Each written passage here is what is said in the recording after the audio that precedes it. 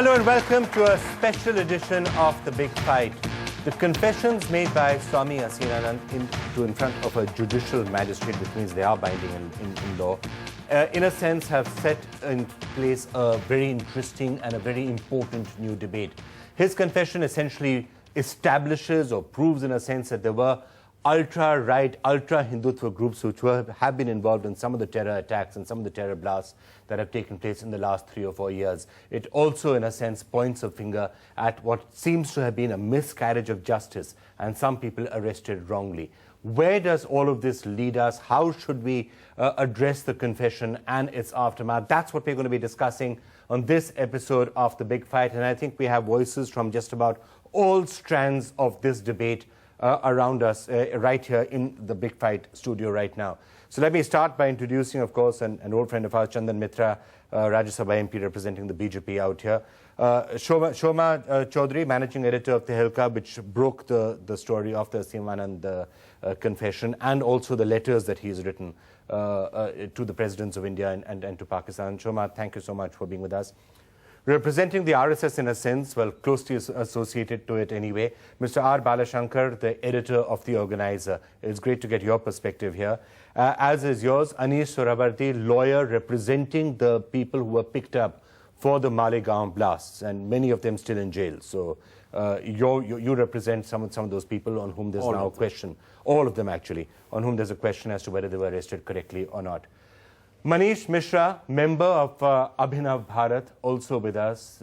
Abhinav Bharat, in a sense, is the group which has been accused of being the terror outfit behind many of these attacks, and we'll be asking you about it.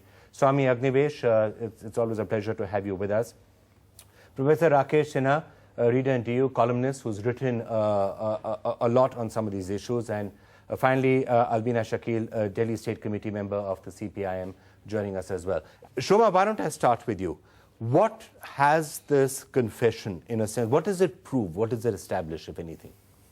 Well, Vikram, it certainly shows that there was the existence of a Hindutva model, an ultra-right Hindutva module that was involved in a lot of terror blasts in the country. Over the last couple of years, since 2008, when Sadhvi Pragya Thakur was first arrested, the agencies have been moving in a slower fashion than when they picked up Muslim boys for terror attacks. They've been moving in a slow and cautious fashion, putting together the pieces. And actually, Swami Aseemanand's confession cross-hatches a lot of the investigation that went before. It refers to the same cast of characters that had come up. And establishes it to some extent. It establishes it to a large extent. Manish Mishra ji, जो confession Swami Aseemanand ने किया है, उससे इस बात की क्या पुष्टि हो गई है कि अभिनव भारत और अन्य ग्रुप एक तरह से आतंकवादी गतिविधियों में शामिल थे? पहली बात, अभिनव भारत का कोई भी सदस्य इस प्रकार के आतंकवादी गतिविधियों में शामिल नहीं रहा है। दूसरी बात, अभिनव भारत को जानने की आवश्यकता है। मैं आपसे सिर्फ 2 नाम आपके सामने रखता हूं। जी। सुधाकर द्विवेदी अभिनव भारत के सदस्य थे, उन्होंने भी कन्फेशन दिया है।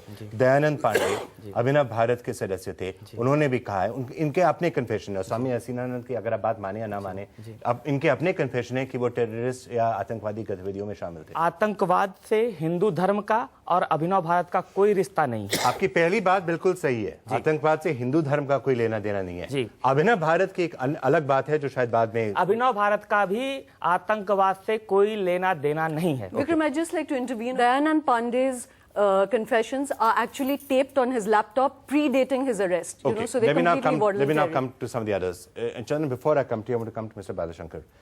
So Balashankar, in a sense, in these confessions, now obviously, as he says, there's no relationship between the Hindu faith or any other faith for that matter with terrorism. Also, I don't think anybody is saying that the entire RSS is in some way is a terrorist organization or backs it. Have there been elements of the RSS, pracharaks of the RSS, who have been involved in terrorist or radical activities? And if so, shouldn't the RSS be denouncing those people? For the last 2 decades, we are having terrorist attacks. And there was a national consensus that there is no color, there is no religion for the terror. So we have. But that consensus is still there. I don't think anybody is disputing that. But now, for the first time, we are debating Hindu terror. We have not discussed. It's not Hindu terror, it's Hindutva terror. Let's call it Hindutva. We have not ever discussed about a Christian terror or a Muslim terror. This is my first objection. Second, RSS as a national organization, it has a political capital. It has a say in the national opposition party. and it has a national stake in the progress of this country. And why should RSS or any member of the RSS get into any of these activities? Because it is not going to get any political capital for RSS.